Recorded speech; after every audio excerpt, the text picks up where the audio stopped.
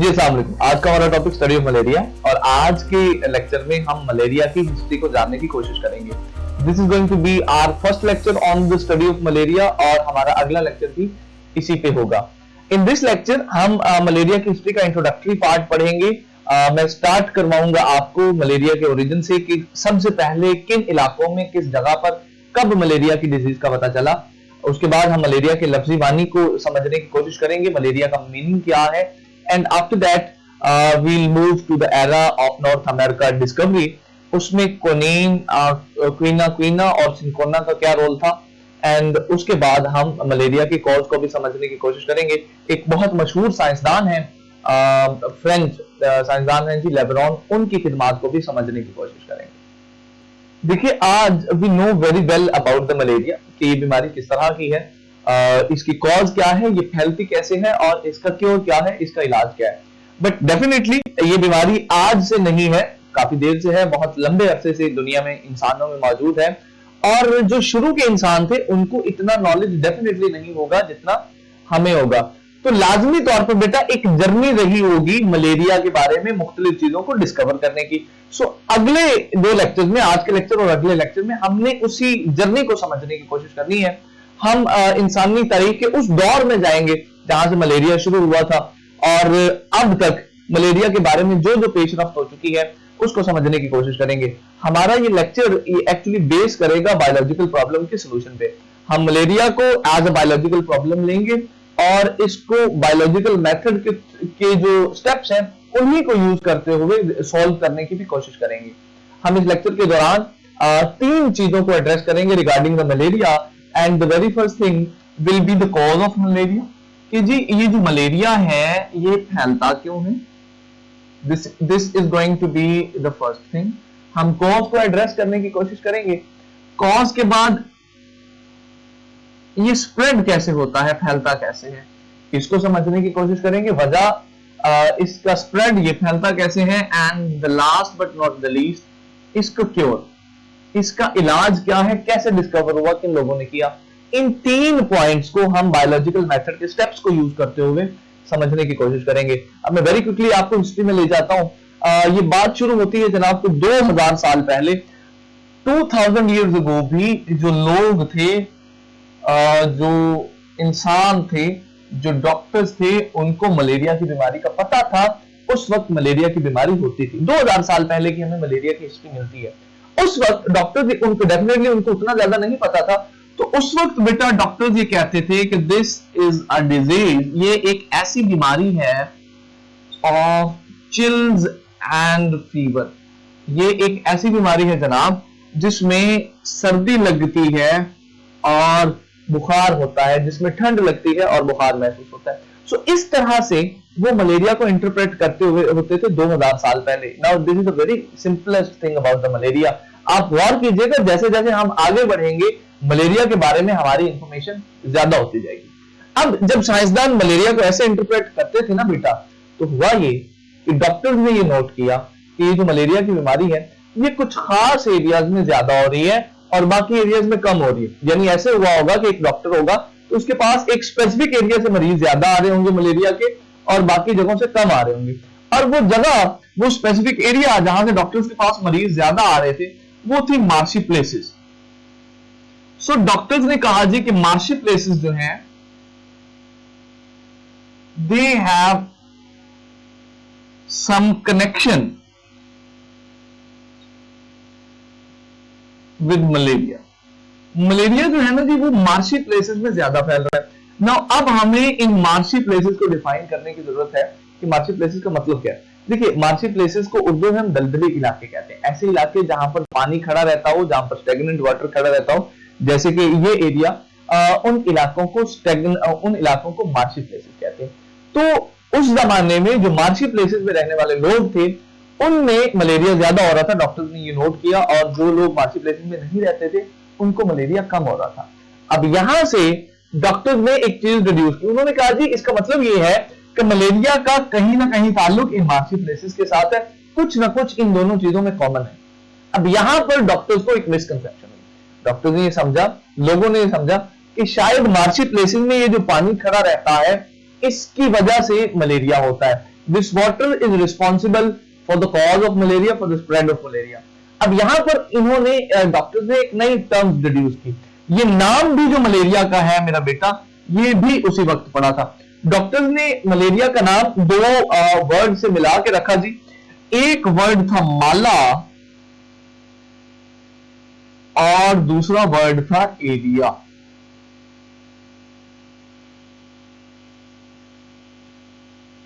अब जो माला है इसका मतलब होता है बेटा बैड, और एरिया का मतलब होता है जी एयर। ये दोनों के दोनों, ये माला और एरिया, ये दोनों के दोनों लैटिन वर्ड्स हैं जनाब, सॉरी इटालियन वर्ड्स हैं, इटालियन लैंग्वेज के ये वर्ड्स हैं जी,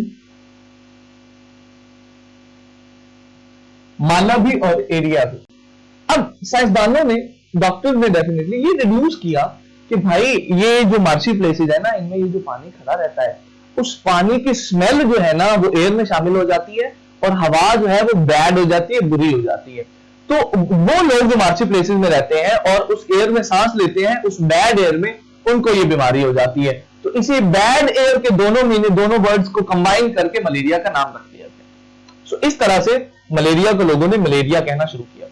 अब यहां तक बात समझ ही आती है इन ऑब्जर्वेशन की बेस पे कि भाई मलेरिया का ताल्लुक वाटर के साथ है, और शायद उस वाटर में कुछ ऐसा है जो बाद में हवा में शामिल हो जाता है, जिसकी वजह से मलेरिया होता है।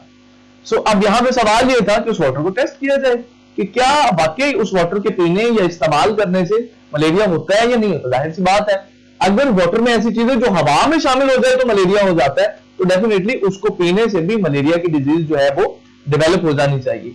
अब इस सवाल का आंसर उस वक्त के कुछ नौजवान, कुछ वॉलंटियर्स, आप जैसे जोशीले लोगों ने दिया। उन्होंने क्या किया, दे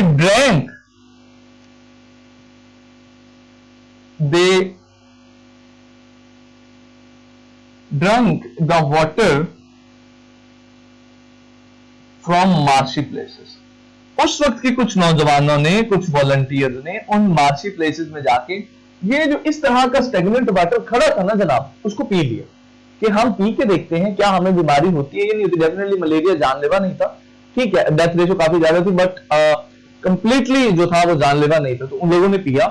अब इन सारी ऑब्जर्वेशन के मुताबिक अब तक जो हमने की है, होना ये चाहिए था कि उन लोगों को मलेरिया की डिजीज डेवलप हो जाती, बट यहां पर एक बड़ी इंटरेस्टिंग चीज हुई कि they did not develop the malaria. उनमें से किसी को भी मलेरिया ना हुआ। इसका मतलब ये है कि वो जो ऑब्जर्वेशन अभी तक हमारी चल रही थी, डॉक्टर्स की चल रही थी, कि उस पानी में कुछ है, उस बैड एयर में कुछ है जिसकी वजह से मलेरिया होता है, ये गलत साबित होगी। इस एक्सपेरिमेंट ने, इस टास्क ने, इस काम ने इन ऑब्जर्वेशंस को, इन हाइपोथेसिस को गलत साबित कर दिया, रिजेक्ट कर दिया। अब यहां तक ये बात तो गलत साबित हो गई कि मार्शी प्लेसेस के पानी की वजह से मलेरिया होता है, लेकिन याद रखिए ये बात अभी भी मौजूद है कि मार्शी प्लेसेस के लोगों को ज्यादा मलेरिया होता है, और ये मैं बात आगे जाके लेक्चर में आपके साथ शेयर भी करूंगा कि ऐसा क्यों होता था। सो यहां तक हमें समझ ही आ रही है कि भाई मार्शी प्लेसेस के पानी की वजह से मलेरिया नहीं होता, बट मार्शी प्लेसेस के लोगों को ज्यादा मलेरिया होता है। देखिए अभी तक हमने जो मलेरिया के ओरिजिन को पढ़ा, ये सारी की सारी बातें 2000 साल पुरानी है। इसके बाद वक्त गुजरता गया और मलेरिया पे ऐसा कोई मजीद काम ना हुआ। बीमारी होती थी, लोगों की डेथ्स भी होती थी, जो कोई टोटके वगैरह डॉक्टर्स के पास होते थे, डॉक्टर्स उनके थ्रू मलेरिया का इलाज करने की कोशिश करते थे। बट टाइम आ गया जी 17th सेंचुरी का। आप सोच रहे होंगे काफी टाइम ही गुजर गया, 1700 सालों में कोई काम भी नहीं हुआ, और 17th सेंचुरी आ गई है। अब 17th सेंचुरी में एक बड़ा इंटरेस्टिंग इंसिडेंट हुआ जी, and that incident was the discovery of America. Discovery of North America. आपने कहीं किताबों में पढ़ा होगा कि क्रिस्टोफर कोलंबस साहब एक जहाजरान थे और वो निकले और उन्होंने नॉर्थ अमेरिका को डिस्कवर किया। अब ये वो दौर था बेटा जब ब्रिटिशर्स और जो बाकी यूरोपियन कंट्रीज थे वो दूसरे मुल्कों में जाके अपनी कॉलोनीज बनाया करते थे, दूसरे मुल्कों पे कब्जा किया करते थे। तो यही कुछ यूरोपियंस ने, ब्रिटिशर्स ने नॉर्थ अमेरिका के साथ किया। जैसे ही उनको पता चला कि नॉर्थ अमेरिका एक बर आजम है, वो नॉर्थ अमेरिका पहुंचे और वहां जाके उन्होंने कब्जा करना शुरू कर दिया। अब इनका तरीकाकार ये होता था कि जहां पे पहुंचते थे वहां की चीजों पे कब्जा कर लेते थे और उसको पूरी दुनिया में बेचते थे। So the first thing that they did over there, उन्होंने वहां के दरख्तों को बेचना शुरू कर दिया। उनके वहां के दरख्तों को यूरोप ले जाके या बाकी पूरी दुनिया में ले जाके बेचना शुरू कर दिया। उन दरख्तों में से जो अहम दरख्त होते थे, उन दरख्तों में से एक बड़ा इंपॉर्टेंट ट्री था जी, जिसका नाम था क्वीना क्वीना। इस क्वीना क्वीना की जो बार्क थी, it was very effective against malaria. यानी उन्होंने ट्राई किया, उस वक्त मेडिसिन तो होती नहीं थी, तो जो ज्यादातर इलाज होता था बेटा वो जड़ी बूटियों के थ्रू होता था। तो ये जो क्वीना क्वीना की बार्क थी, दरख्त की जो छाल थी, ये जो ऊपर वाले साहब हैं ये क्वीना क्वीना है। तो क्वीना क्वीना की जो बार्क थी, it was very effective against malaria. अब एक इफेक्टिव ड्रग बन गई, पूरी दुनिया में इसकी डिमांड प्रोड्यूस हो गई। अच्छा, अब जब डिमांड प्रोड्यूस हुई तो पीछे नॉर्थ अमेरिका में इन क्वीना क्वीना के दरख्तों की तादाद कम हो गई। अब वो ताजर या वो लोग जो पूरी दुनिया में क्वीना क्वीना बेचते थे, उनको तो फिक्र पड़ गई कि भाई डिमांड इतनी ज्यादा है, सप्लाई इतनी कम है, अब करें क्या। तो उस वक्त उन्होंने वो किया जो हमारे आज के पाकिस्तानी ताजर करते हैं, they did some sort of dishonesty. उन्हें एक और प्लांट मिला जिसका नाम था सिनकोना, और ये जो सिनकोना प्लांट था, इसकी खासियत ये थी कि इसकी बार्क क्वीना क्वीना की बार्क से बहुत ज्यादा मिलती थी। ये सिनकोना साहब है, इनकी जो बार्क है वो क्वीना क्वीना से काफी ज्यादा मिलती थी। सो अब उन्होंने करना क्या शुरू किया, उन ताजरों ने, उस वक्त के यूरोपियन ताजरों ने, उन्होंने क्वीना क्वीना की जगह सिनकोना की बार्क को पूरी दुनिया में सप्लाई करना शुरू कर दिया और लोगों को कहा कि जी ये क्वीना क्वीना ही है। अब लोगों को तो जरूरत थी, एक बीमारी का इलाज था क्वीना क्वीना, तो people keep on buying, people kept on buying, और इस तरह से उनका काम चलता रहा। लेकिन उनकी ये बेईमानी, उनकी ये डिसऑनेस्टी दुनिया के लिए एक नेमत साबित हुई। ये नेमत इस तरह से साबित हुई कि सिनकोना की जो बार्क थी बेटा, वो क्वीना क्वीना से भी ज्यादा इफेक्टिव थी। उससे मलेरिया का इलाज क्वीना क्वीना से भी बेहतर होता था।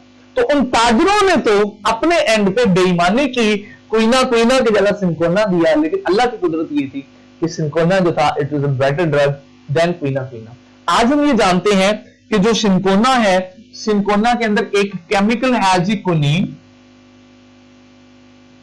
That is very effective against malaria.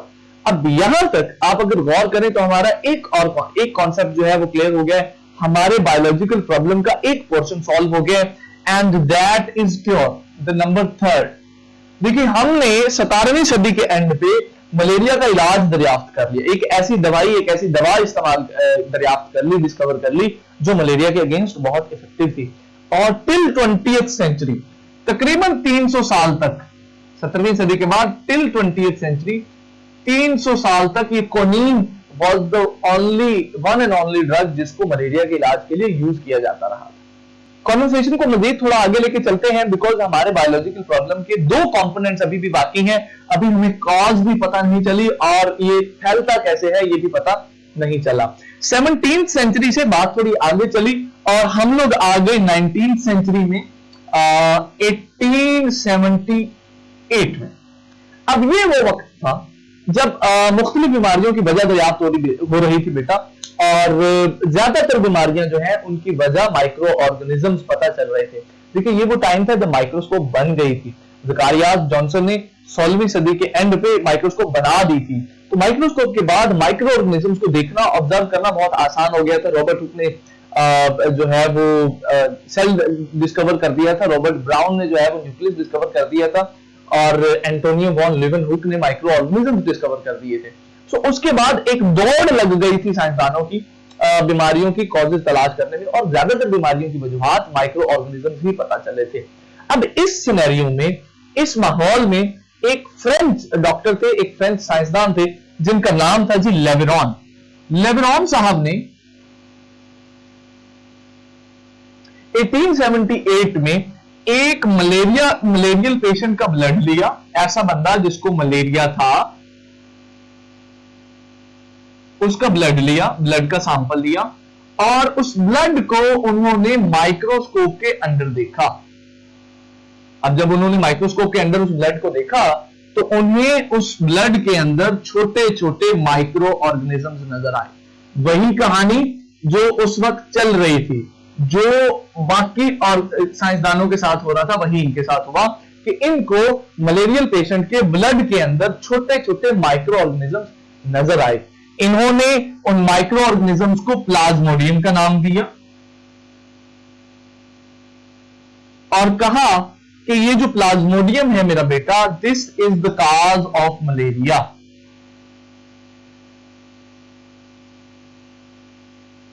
ये है जी मलेरिया की कॉज, ये है मलेरिया की वजह।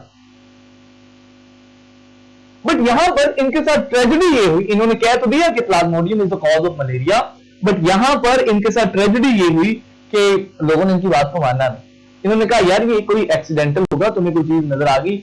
ये क्या तमाशा है कि हर बंदा ही उठता है और वो कह देता है जी इस बीमारी की वजह ये माइक्रो ऑर्गेनिज्म है, इस बीमारी की वजह ये माइक्रो ऑर्गेनिज्म है।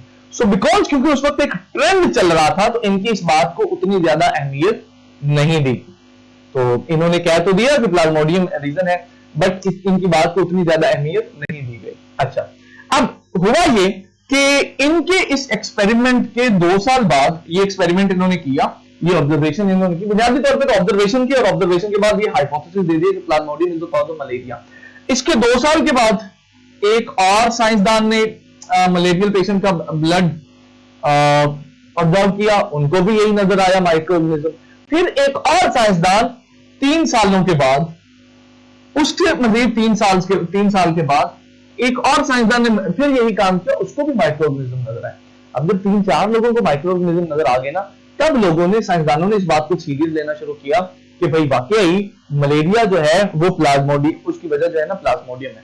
तो this was a hypothesis, this was a hypothesis. अब मुझे आपके साथ बायोलॉजिकल मेथड को इंडल्ज करना है, यहाँ बायोलॉजिकल मेथड के स्टेप्स को इंडल्ज करना है। तो दिस वाज अ हाइपोथेसिस कि Plasmodium is the cause of malaria. अब मेरा आपसे सवाल भी, आप कमेंट में मुझे बताएंगे भी कि हाइपोथेसिस के बाद अगला जो हमारा स्टेप होता है बायोलॉजिकल मेथड का कौन सा होता है। तो आपके ध्यान में अभी आ रहा होगा कि सर डिडक्शन होती है, और डिडक्शन के बारे में मैंने आपको पढ़ाया होगा कि ये एक देन की रीजनिंग पे चलती है। आइए इस स्टेटमेंट को मैं एक देन की रीजनिंग में ट्रांसलेट करके आपको दिखाता हूं। भाई इस हाइपोथेसिस की डिडक्शन हमें ये कहती है कि if Plasmodium, now this is very important, is the cause of malaria, it should be present। भाई अगर ये प्लाज्मोडियम मलेरिया की कॉज है तो it should be present in blood of all malarial patients. तो भाई अगर मलेरिया की वजह प्लाज्मोडियम है तो इसको सारे के सारे मलेरियल पेशेंट्स की ब्लड में मौजूद होना चाहिए। Now this was the deduction. Hypothesis के बाद हम चलेंगे डिडक्शन पे। अगेन मेरा आपसे सवाल है, जब एक डिडक्शन बन जाती है तो अगला स्टेप क्या होता है? आप कहेंगे सर अगला स्टेप होता है एक्सपेरिमेंटेशन। चलिए अब ये देखते हैं कि उस वक्त इस डिडक्शन को प्रूव करने के लिए किस तरह की एक्सपेरिमेंटेशन हुई होगी। अच्छा, अब एक साइंसदान ने क्या किया, उसने कहा चलो भाई इसको अब एक्सपेरिमेंटली प्रूव करके देखते हैं कि क्या ये बात सही है भी या सही नहीं है। तो उसने क्या किया, उसने 100 मलेरियल पेशेंट्स लिए, यानी उनके ब्लड सैंपल्स लिए, और 100 हेल्दी पर्संस के ब्लड सैंपल्स लिए।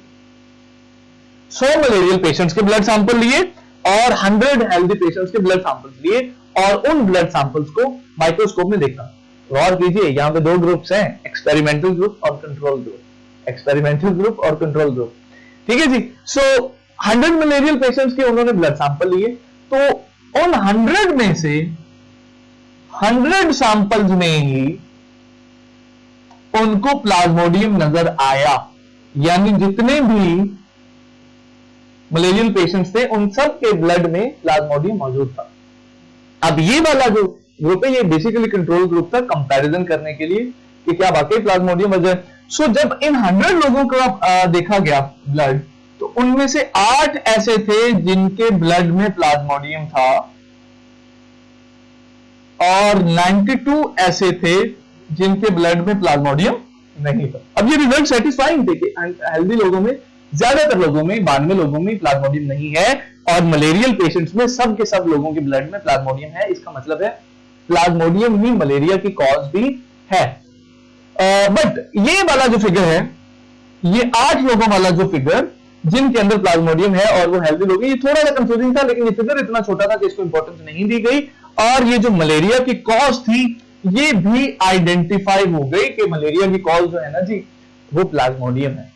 अब बात रहेगी इन 8 लोगों की जो थोड़ी सी कंफ्यूजन है, तो आइए इसको भी क्लियर करते हैं। देखिए, आज हमें पता है कि जब माइक्रो ऑर्गेनिज्म बॉडी में जाते हैं तो फौरन से जाके अपना असर शुरू नहीं कर देते, वो पहले अपनी तादाद बढ़ाते हैं, और जब उनकी तादाद काफी हो जाती है तो फिर उनकी बीमारी की सिम्टम्स शो होती हैं। अब वो अरसा जब तक बीमारी की अलामात शो नहीं होती, उस अरसे को हम, मेरा बेटा, कहते हैं इंक्यूबेशन पीरियड। अब ये जो 8 लोग थे उनकी बॉडी में मलेरिया प्लाज्मोडियम अभी इंक्यूबेशन पीरियड में था, अभी उसने डिजीज की अलामात शो नहीं की थी, इसलिए उन लोगों को मलेरिया नहीं था, वो हेल्दी लग रहे थे। पर कुछ अर्से के बाद उनको भी मलेरिया हो गया। सो आज के लेक्चर में हमने अभी मलेरिया की हाफ हिस्ट्री पढ़ी है। अगली हाफ हिस्ट्री इंशाल्लाह मैं आपके साथ नेक्स्ट लेक्चर में शेयर करूंगा। हमारे 3 कंपोनेंट्स ऑफ बायोलॉजिकल प्रॉब्लम में से 2 को हमने रिजॉल्व कर लिया, हमें इलाज भी पता चल गया है और हमें कॉज भी पता चल गई है। कल इंशाल्लाह मलेरिया फैलता कैसे है इन द नेक्स्ट लेक्चर हम बात करेंगे। आज के लेक्चर के लिए इतना ही। अपना ख्याल रखिए, मुझे इजाजत दीजिए। अल्लाह हाफिज।